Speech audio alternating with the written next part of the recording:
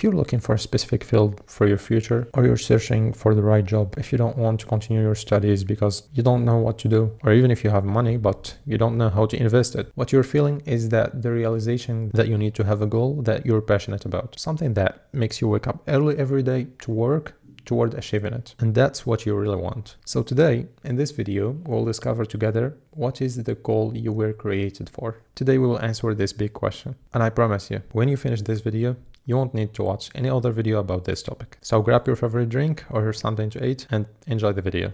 Hello guys, how are you? I hope you're doing well, and welcome to my first video. I'm very excited because this is my first video on YouTube. What we were going to do now is explain everything on this whiteboard. And one more thing, try to not skip anything because every information in this video is important. And let's begin. So initially, this person right here is you, okay? Person lost in this big world, and the only thing you want is to reach your goal or to have a goal, which is هدف in Arabic. We will work with some Arabic words. After you know your goal, you will strive to achieving it. This is another journey we'll talk about later. Now, let's focus on how to define your goal. So goals comes in many forms because we have many goals, not just one. There are financial goals like achieving a certain income. There are also career goals or professional goals. There are also family goals like marriage or having kids, you know. There are health goals like losing weight or building muscles. And there's personal goals which related directly to you, like self-development. Of course, there is other categories, but let's stick with this for now. The most difficult goals for people to make progress with, especially if they don't find themselves in them, are professional goals. These goals define your role in life, and therefore you get compensated for what you do, which is why they're often tied to financial goals. Because if you don't achieve these goals, which is career goals or professional goals, it will be impossible or difficult to achieve the other goals. So the first step in defining your goals is guidance. And guidance means huda in Arabic. And you can notice that the two words huda and hadaf are similar. The two words sounds very similar, which means somehow they are connected. And also the same for goal and guidance. And of course, this is not a coincidence because every goal need a guidance to achieve it. Every hadaf is need huda to achieve it. So what is guidance? Look, this is you.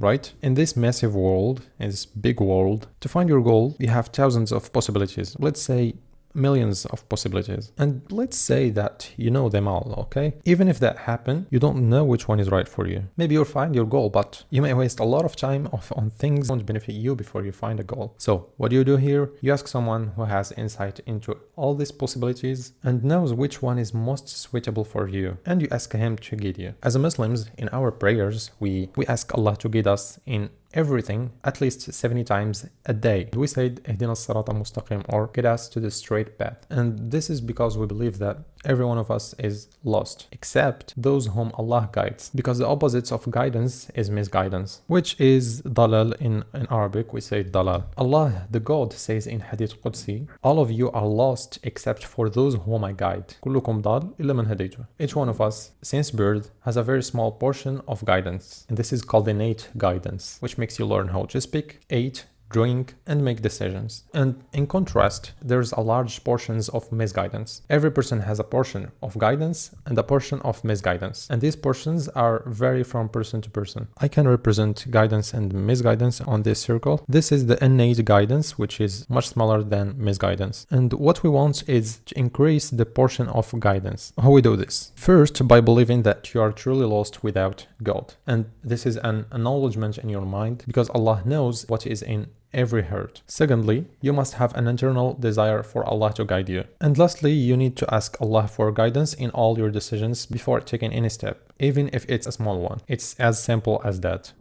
Now, as we said, most people get confused at this point right here. So what we will focus on this step is answering this question. What is the right direction for you? Or what is the passion you haven't discovered yet? There are many questions that can lead to answers, but I've summarized them in 5 important questions. And the first question is, What are the things you can do easily and effortlessly? Let's say, for example, you can write an inspiring story easily in a short time without relying on AI or anything else. Therefore, you could develop your skill to become a script writer. Even if it's something strange, like you can easily lie to anyone and convince them. This could be turned to a positive skill like public speaking and persuasion. If you master this and enjoy doing it, put it in skill and passion box. But if you master it and you don't enjoy it, put it in the skill and no passion box. Question number 2, what are the things that impress people when you do them? Things that make people say, wow, put them in one of these boxes. The third question, what are the problems you have solved? For example, your phone stopped working, you disassembled it, identified the broken part, fixed it, and reassembled it. Fourth question, what are the things that bother you and you want to change? For example, your perspective in medications available in pharmacy, where most of them harm more than help, and they are sold at high prices. You could solve this problem by researching herbs and their effective remedies and start selling them as a products. 5. What are the things you love and you enjoy doing? This is a very clear question. Write down everything you love. Maybe it feels difficult to answer some questions now, but you know that there is answers. It's not necessary to answer everything now. Just write down these questions somewhere, and whenever you remember something, you can note it down. Also, I want you to focus on these skills, and there are fundamental skills. If you don't have them, you should learn them. It will help you in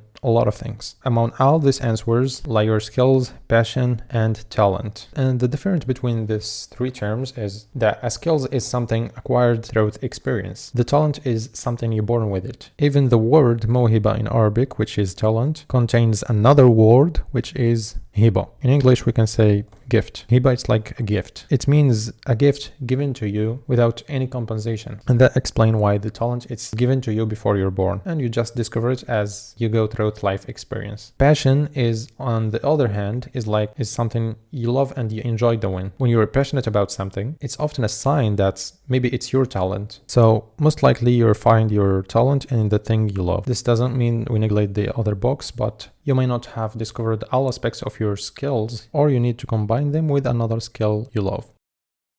So the final step here is to extract from all the skills and ideas you have here, all projects or professions or services you could offer to people, which are the goals you need to choose and start working on. For example, we have speaking and persuasion skills, we have photography here, and we have travel. You could become a YouTube vlogger with these skills. If you have knowledge in law or the international law and you have the ability to speak, you could become a lawyer. If you're good at drawing and using a laptop, you can try to use Photoshop, Illustrator. The more skills you have, the more fields you'll find to depend on as a strong source of income. So here we will list all these ideas that can turn into goals. You can even use ChatGPT to just give you all your skills. Just give him all these words, all your ideas, and ask him about the things that can bring you money based on your abilities. After that, you'll start defining the most suitable goal for you from all these goals. And we're not done yet. Here comes a very important term, which is ambition, or الطموح in Arabic. What is the difference between goals in life and ambitions in life? Your ambitions are always not tied to the present. Unlike goals, which are related to the present, you should always aim high with your ambitions, and they should align with your preferences or the things you want to have. For example, you may want to become a minister. After filling out this table, keep it out in front of your eyes, and when you find yourself on something, give it your all and always strive for more. In your journey toward achieving your goals, new paths leading to your ambitions will appear. You need just to keep working hard.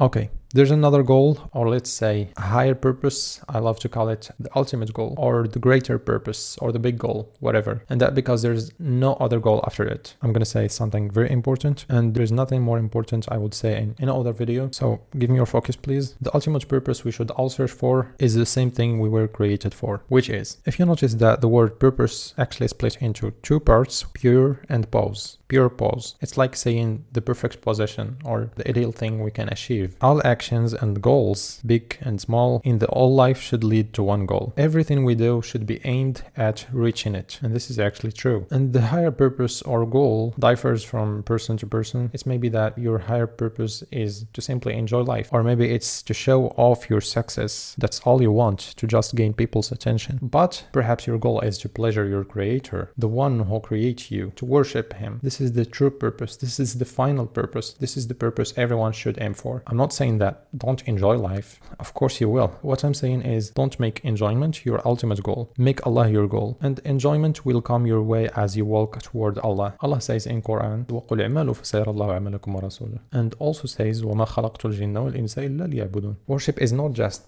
prayer as many think. Prayer is a vital part of worship, but worship is broader than that. Worship encompasses everything you do, your actions, decisions, and intentions. Are you doing them to worship Allah or for something else? The answer to this question determines your faith in this life and the afterlife. So please reflect deeply on this.